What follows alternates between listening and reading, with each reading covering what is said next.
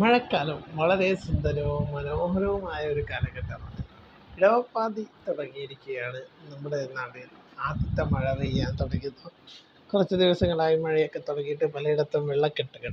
Okay, മഴക്കാലത്ത് ശ്രദ്ധിക്കേണ്ട കാര്യങ്ങൾ, മഴക്കാലത്ത് എടുക്കേണ്ട കുറച്ച് ജാഗ്രതകൾ, അതിനെക്കുറിച്ച് നമുക്കിന്ന് സംസാരിക്കാം. എല്ലാവർക്കും നമസ്കാരം. Welcome to Mallu motivator. പുതിയൊരു വീഡിയോയിലേക്ക് എല്ലാവർക്കും സ്വാഗതം. അപ്പോൾ ഇന്നത്തെ വീഡിയോയുടെ ഇൻട്രോയിൽ പറഞ്ഞ പോലെ തന്നെ ഇന്നത്തെ വീഡിയോയുടെ കണ്ടന്റ് എന്ന് പറയുന്നത് മഴക്കാലമാണ്.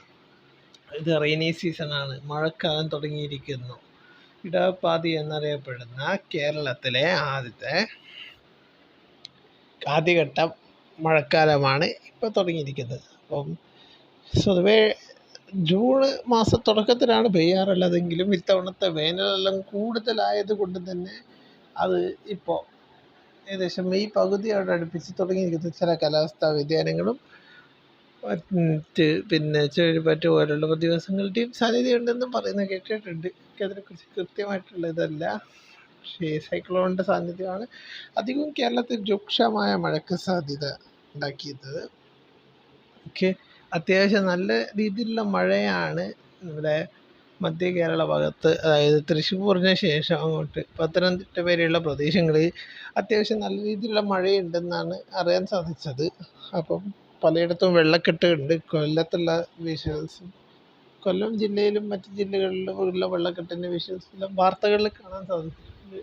പലയിടത്തും മഴയത്തുള്ള പല ഇതുണ്ട്. കൂടാതെ പലവിധ രോഗങ്ങളും പനികളും പലതരത്തിലുള്ള ആരോഗ്യ പ്രശ്നങ്ങളും മഴക്കാലത്ത് ഉണ്ടാകും. എല്ലാവർക്കും അറിയുന്നത് തന്നെയാണ്. മഴക്കാലത്ത് ജലജന്യ രോഗങ്ങളായിട്ടുള്ള പലതരം പനികൾ, പിന്നെ കൊതുക് പെരുകിക്കൊണ്ടുള്ള അസുഖങ്ങൾ, പിന്നെ ഈച്ചകളെല്ലാം പെരുകുന്ന മഴക്കാലത്ത് നമുക്ക് എല്ലാവർക്കും അറിയാം. ഇവിടെയൊക്കെ 2-3 പാറി കളിക്കുന്നുണ്ട്.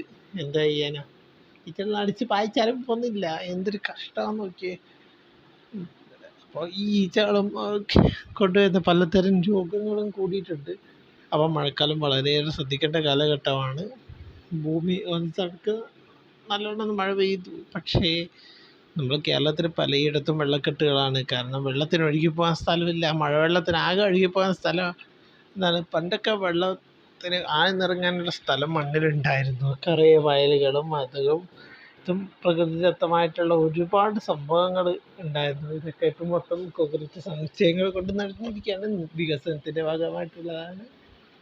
പല ജില്ലകളിലും പല റോഡുകളിലും പുതിയ ഹൈവേകളിലും വെള്ളം കയറി എന്നുള്ള ഇതുണ്ട്. കണ്ണൂർ ജില്ലയിലെ ചില സ്ഥലങ്ങളിലെല്ലാം മഴവെള്ളത്തിന് കെട്ടുണ്ട് എന്നുള്ള കുറച്ച് വാർത്തകൾ വന്നിട്ടുണ്ടായിരുന്നു. നമുക്ക് ശരിക്ക് വെള്ളത്തിന് ഒഴുകിപ്പോകാനുള്ള സ്ഥലം കിട്ടാതെ കൊണ്ടാണ് ഇങ്ങനെ വെള്ളക്കെട്ട് ഉണ്ടാവുന്നത്.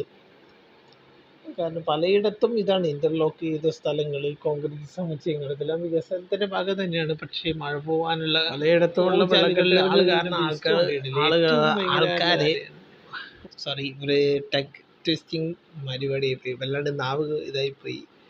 അപ്പോൾ ആ ഡയലോഗ് പറയാൻ കിട്ടിയില്ല. നമുക്ക് ക്ലിയർ ആയിട്ട് പറയാം. എന്താ വെച്ചാൽ, മഴ വെള്ളത്തിന് ഒഴുകിപ്പോകാനുള്ള ഓവുചാലുകളിൽ ആളുകൾ വീശിക്കൊണ്ടിരുന്നു. പൊതുജനങ്ങളും ഇതെല്ലാം ജാഗ്രത പാലിക്കേണ്ടതാണ്. നമ്മളിപ്പോൾ മഴക്കാലവും വെള്ളക്കെട്ടിനെ കുറിച്ചൊക്കെയാണ് പറഞ്ഞില്ല. ഇനി മഴക്കാലത്ത് വരുന്ന രോഗങ്ങളെ നിയന്ത്രിക്കാനുള്ള പലയിടങ്ങളിലും വഴികൾ പറഞ്ഞുതരാം. പൊതുജനങ്ങൾ, കാഴ്ചക്കാരല്ല സുഹൃത്തുക്കളെ, കാവൽക്കാരാണ് ഇതൊക്കെ. മഴക്കാലം അധികം വികസനത്തിന്റെ അടുത്ത് റോഡിൽ മാത്രം കുറച്ച് രക്ഷപ്പെടാൻ കൃത്യമായിട്ട് വേണ്ട ഈ മഴവെള്ളക്കെട്ടൊക്കെ ഒഴിവാക്കാൻ ആളുകൾ മുന്നിട്ടിറങ്ങണം. കാരണം പലതരം പദ്ധതികൾ ഡയബറ്റീസ് ഉണ്ട്. അങ്ങനത്തെ മെഡിസിനൊക്കെ ഇതാക്കുക. പിന്നെ കുറച്ച് ഫീവർ കുറക്കാൻ ഇതാക്കാനുള്ള മെഡിസിൻസ് ഒക്കെ ഉണ്ടാക്കുക. പിന്നെ എന്തൊക്കെ പനി അങ്ങനത്തെ രോഗങ്ങൾ വരുന്നുണ്ടെങ്കിൽ ഡോക്ടറെ കാണിച്ചിട്ട് മാത്രം മരുന്ന് മേടിക്കുക. സ്വയം ചികിത്സ പാടില്ല. സ്വയം ചികിത്സ അപകടകരമായിട്ടുള്ളൊരു കാര്യമാണ്. ഓക്കെ, രണ്ടാമത്തെ കാര്യം എന്ന് വെച്ചാൽ, മഴക്കാലം എന്ന് വെച്ചിട്ട് എല്ലാവരും വെള്ളം കുടിക്കാൻ ഇതാക്കും. നിങ്ങൾ എങ്ങനെ വെള്ളം കുടിച്ചോ അതേപോലെ തന്നെ കുടിക്കുക. വേനൽക്കാലത്തിൻ്റെ അത്ര കുടിക്കുന്നില്ലെങ്കിലും അത്യാവശ്യം, കാരണം നമ്മുടെ കണക്ക് പ്രകാരമുള്ള ശരീരത്തിൻ്റെ BMI അനുസരിച്ചിട്ടുള്ള വെള്ളം നിങ്ങളുടെ ശരീരത്തിൽ എത്തണം. പിന്നെ രോഗപ്രതിരോധ ശേഷി കൂട്ടുന്ന ആഹാരങ്ങൾ കഴിക്കുക. അതായത് പച്ചക്കറികളും പഴങ്ങളും കൂടുതൽ കഴിക്കുക. കാരണം ഒരുപാട് രോഗങ്ങൾ വരാൻ സാധ്യതയുള്ളതാണ്. അപ്പോൾ അതുകൊണ്ട് ഇതാക്കുക. പിന്നെ നല്ല രീതിയിൽ ഹൈജീൻ മെയിൻറ്റെയിൻ ചെയ്യുക. മഴക്കാലം ആകുമ്പോൾ നിങ്ങൾ കൃത്യമായിട്ട് കൈയൊക്കെ കഴുകുക.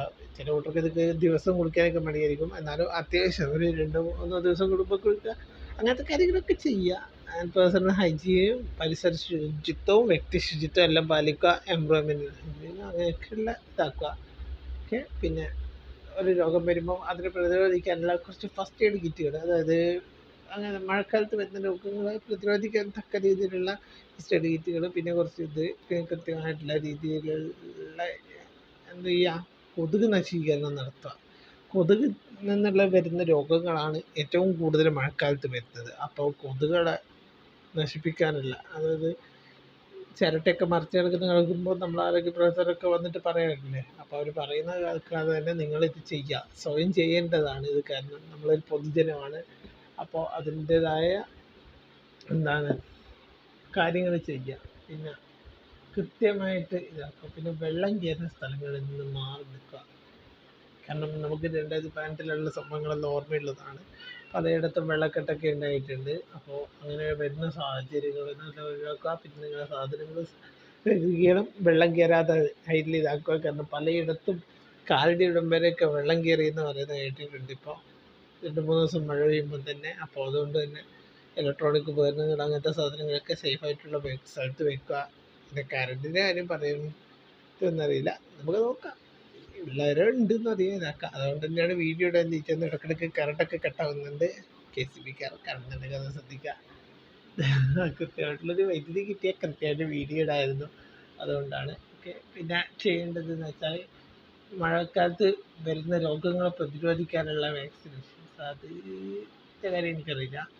അത് മെഡിക്കലായിട്ട് ഇതാക്കുക. കൃത്യമായ മെഡിക്കൽ സപ്പോർട്ടെല്ലാം ഉറപ്പാക്കുക. കാരണം നിങ്ങളെ ശരീരത്തിൻ്റെ ഇത് എന്തെങ്കിലും ലക്ഷണങ്ങൾ നിങ്ങളെല്ലാം കാണിക്കുന്നുണ്ട്, വേഗം പോയി ഡോക്ടറെ കാണിക്കുക. ഓക്കെ. പിന്നെ മഴക്കാലത്ത് വരുന്ന അറിയിപ്പുകൾ, എവിടെയൊക്കെ വെള്ളമുണ്ട്, എവിടെയൊക്കെ വെള്ളം തുറന്നു വിട്ടിട്ടുണ്ട് എന്നുള്ള കാര്യങ്ങളെല്ലാം കൃത്യമായി അറിയാൻ ശ്രമിക്കുക. വെതർ റിപ്പോർട്ടുകൾ അറിയാൻ ശ്രമിക്കുക.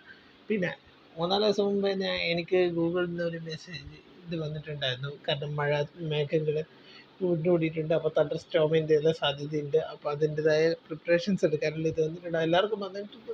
എൻ്റെ ഫ്രണ്ട്സിനെല്ലാം ചോദിച്ചാൽ അവർക്കൊക്കെ വന്നിട്ടുണ്ടെന്ന് തന്നെ. അപ്പോൾ അങ്ങനെയുള്ള വരുന്ന അലേർട്ടുകളെല്ലാം ശ്രദ്ധിക്കുക. ഓക്കെ. പണ്ടൊരു എമർജൻസി SOS എന്ന് വരുമ്പോൾ ഞാൻ തോന്നുന്നു ഇപ്പോൾ മഴക്കാലത്തൊക്കെ വരുന്നുണ്ട്, എവിടെയൊക്കെ മഴ വരുന്നുണ്ട് എന്നുള്ളതിന് കുറച്ചെല്ലാം റിപ്പോർട്ട് ഇപ്പോൾ ഗൂഗിളിൽ വരുന്നുണ്ട്. അപ്പോൾ അതൊക്കെ കൃത്യമായിട്ട് നോക്കുക. വെതറൊക്കെ നോക്കുക. കാരണം നമ്മൾ പാശ്ചാത്യ രാജ്യങ്ങളിൽ അധിക കാര്യങ്ങളും നോക്കുന്നത് അവിടുത്തെ വെതറിനനുസരിച്ചിട്ടാണ്. കൃത്യം വെതർ നോക്കിക്കൊണ്ടാണ് അവിടുത്തെ ഇത്. കാരണം അവിടെയൊക്കെ വെതറിന് കൃത്യമായ ഇതുണ്ട്. അവിടെ സ്നോയി കാലാവസ്ഥ ആയതുകൊണ്ട് ഒരു ദിവസം എത്ര തണുപ്പുണ്ട്. അതുപോലെ നമ്മൾ മഴക്കാലത്ത് ശ്രദ്ധിക്കുക. വീട്ടിൽ പൂച്ച മിയാന്നാക്കുന്നുണ്ട്, അതിൻ്റെ ഡിസ്റ്റർബൻസ് ദയവായിട്ട് ഒഴിവാക്കുക. പൂച്ചേനോട് മിണ്ടാണ്ടിരിക്കാൻ പറ്റും. പൂച്ച മിണ്ടാണ്ടിരിക്കുന്നില്ലെന്ന് എനിക്കിപ്പോൾ എന്ത് ചെയ്യാൻ പറ്റും?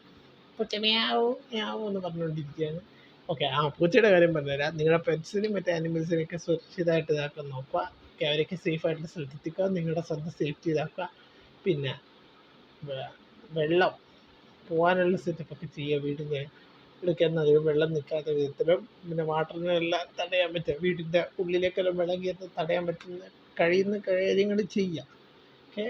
പിന്നെ അങ്ങനെ കഴിയുന്നില്ലെങ്കിൽ കൃത്യമായിട്ടുള്ള ഇത് പല കേന്ദ്രങ്ങളും ഓപ്പണായിട്ടൊക്കെ ഉണ്ടാവും. അപ്പോൾ അങ്ങനെയുള്ള സ്ഥലങ്ങളിൽ പോകാൻ ഇതിലുള്ള ഓട്ടർ പോവുക. അവർ പറയും പോകേണ്ട ഓട്ടർ കാര്യം. ഓക്കെ. അങ്ങനത്തെ കാര്യങ്ങളെല്ലാം ശ്രദ്ധിക്കുക. ബൈ. ഈ ഒരു വീഡിയോ എന്തെങ്കിലും നനങ്ങാതെ